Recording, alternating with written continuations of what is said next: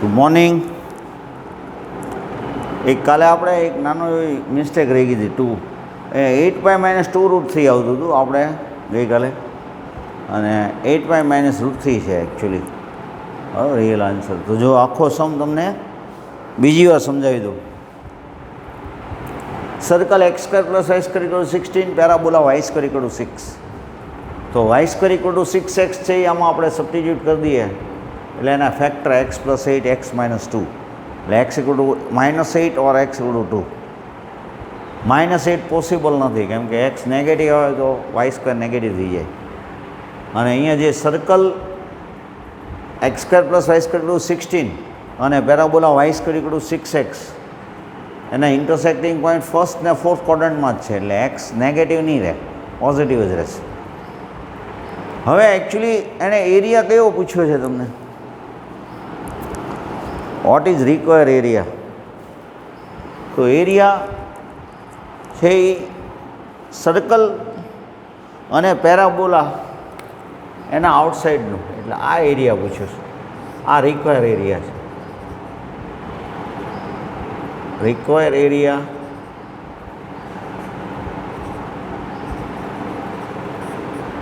Is this. બરાબર. તો આપણે શું કરવાનું રહેશે? તો કે આપણે જે ફાઇન કરીએ છીએ એ આ પાર્ટ ફાઇન કરીએ છીએ, એને સર્કલના એરિયામાંથી સબટ્રેક્ટ કરવાનું રહેશે. તો સર્કલનો એરિયા શું થાય? તો કે πr², એમાંથી modulus i. I means area between the region bounded by circle and parabola. તો -2√3 થી +2√3 એવી લિમિટ લેવાની હોય. આપણે 0 to 2√3 એમ લિમિટ લઈએ, એનો મિનિંગ એટલો એરિયા, એનું 2 ટાઈમ્સ. અને વાયની લિમિટ છે y = 0, y = 2√3. આ બધું આપણે કાલે તમને સમજાવ્યું હતું, એ જ સમજાવું છું. g1y - g2y, x² = 16 - y², so x = √16 - y², that is g1y. અને x = y²/6 g2y. હવે √a² - x², તો એની formula x/2 √a² - x² + x²/2 sin 1x/. પછી y²નું ઇન્ટિગ્રેશન શું થાય? તો કે y³/3. 2√3 આપણે પહેલાં સબસ્ટિટ્યૂટ કરીએ, તો 2√3 મૂકશું તો 2√3/2 એટલે √3. 16 - 2√3² એટલે 12, 8 sin 1√3. 2√3/4 મીન્સ √3/2. y³ એટલે 2√3 × 2√3 × 2√3,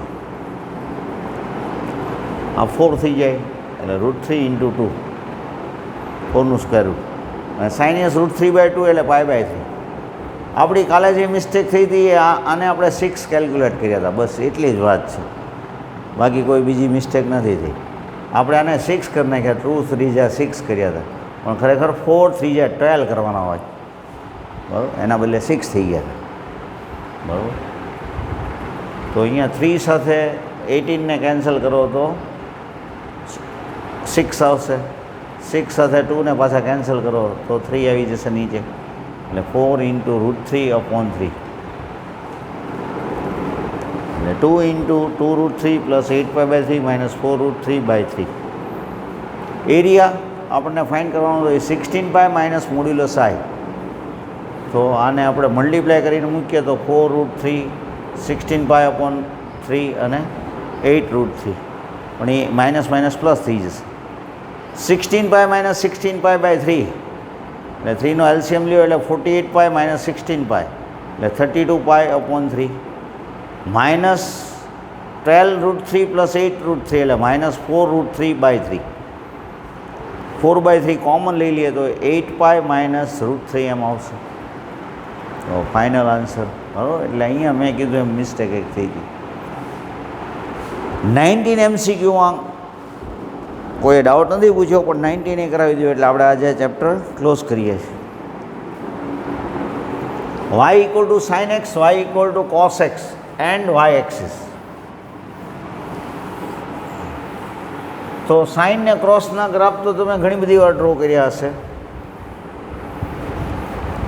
તો અહીંયા તમને y equal to sine cos અને વાય એક્સિસ સાથે રિલેટેડ એરિયા પૂછ્યું.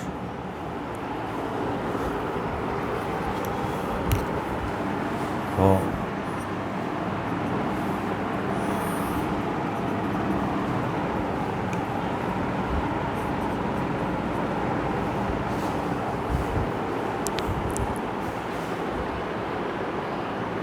Zero less than x less than equal to pi by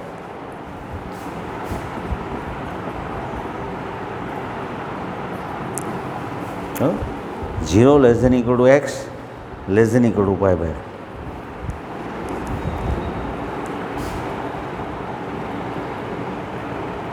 pi by 2 છે minus pi by 2.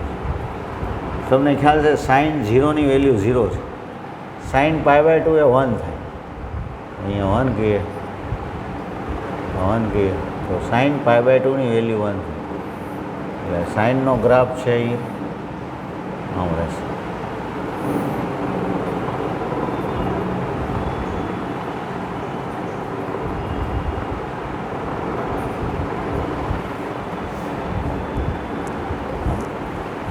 Sign minus pi by 2 એ -1 થાય. -1થી પછી ગ્રાફ અપ થશે. +1થી ગ્રાફ ડાઉન થાય.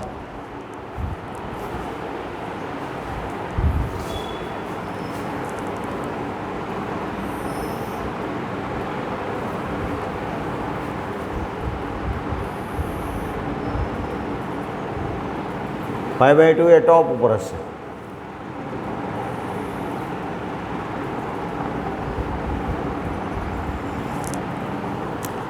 હવે આ સાઇનનો ગ્રાફ છે.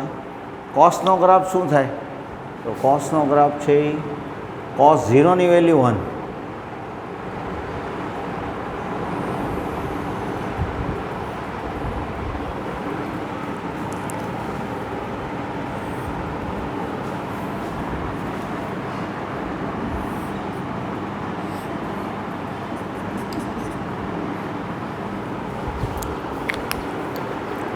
તો between 0 to pi by 2 y equal to sin x cos x and y axis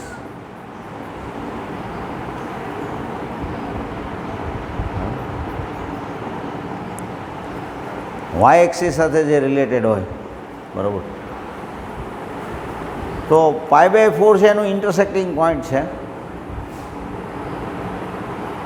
pi by 4 sine pi by 4 1/√2 cos pi by 4 1/√2. એટલે આપણે એક કામ કરીએ, એટલો એરિયા આપણે બતાવી દઈએ બિટવીન 0 to પાઈ બાય 4 બરાબર. આ આપણા માટે f1x y equal to f2x equal to cos x.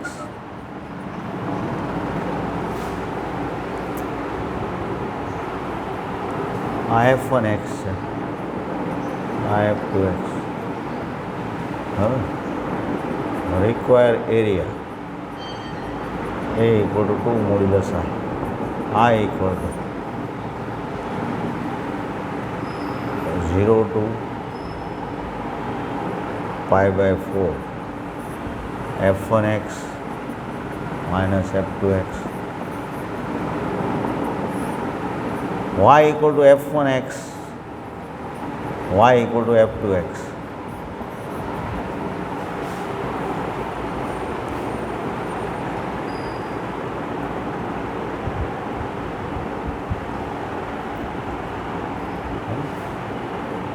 તો સાઇનનું ઇન્ટિગ્રેશન શું થાય? તો કે માઇનસ કોસનું સાઇન થાય.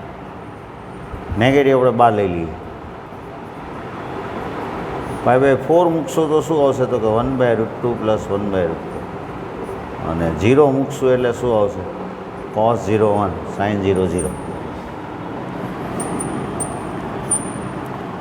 2/√2 માઇનસ 1 એટલે મોડ્યુલસ આઈ કેવું હોય? તો √2 માઇનસ 1 કહેવાનું રહે. એકચ્યુઅલી -√2 - 1. રૂટ ટુ ને 1માં રૂટ ટુ મોડ. તો ફાઇનલ આન્સર શું કહેશો? A equal to 2 into root two minus 1. જો તો ઓપ્શન છે કે